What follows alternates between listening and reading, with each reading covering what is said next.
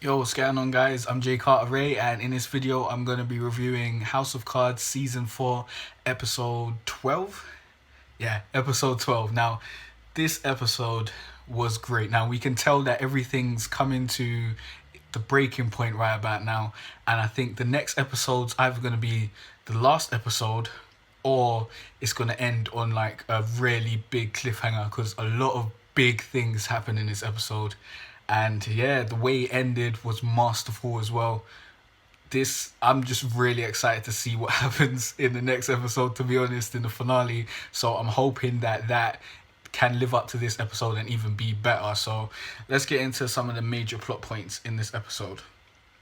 First off, we have Aiko and Conway versus Frank. So basically, the US Special Forces captured one of the heads of Aiko.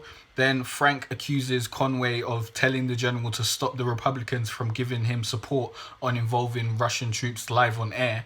And the general and Conway deny it on TV.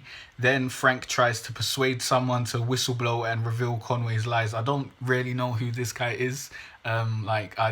I totally didn't get his name or whatever, and I forgot his position, but there's some guy that might whistleblow. We haven't confirmed if he's going to do it yet, so that's going to be very interesting to see.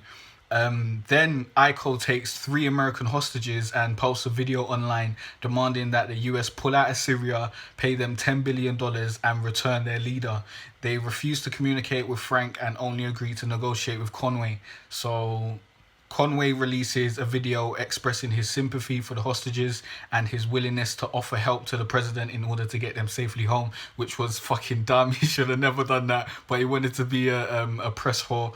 And the general disagrees with making a video that makes it look like they're willing to negotiate with terrorists, and he refuses to be a part of it. And from this, I feel like the general and Conway's relationship is very strained at the moment, and that's really bad for Conway, so things might go south for him. Frank decides to try and locate the hostages. He also reaches out to Conway publicly, and Conway accepts. So Conway comes and he talks to the terrorists, and they basically diss him. And then Frank gets involved on a call, but Conway eventually gets them to extend the deadline for their demands. So he eventually gets them to do what they wanted them to do. So he's the good guy at the end of this. And then the terrorists released a recording of the call, which results in good press for Conway. And I thought it was going to give him bad press because he was saying bare things like, I killed innocent people and I regret every moment of it. And his whole campaign's been on the fact that he's like a veteran and all this sort of shit. So I thought that was going to hurt him, but it actually helped him. So that was very interesting.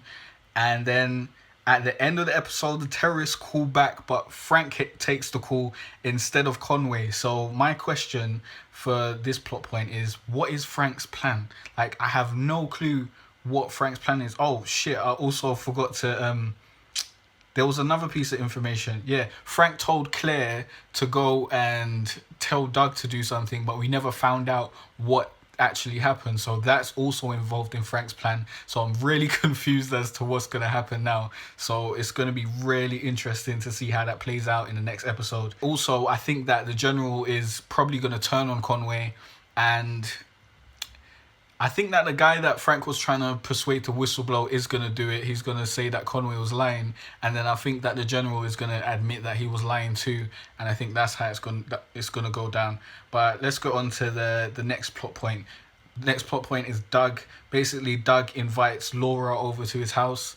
And that's all Doug really does in this episode, to be honest. But I think that that's probably going to lead to some more bullshit down the road. Hopefully.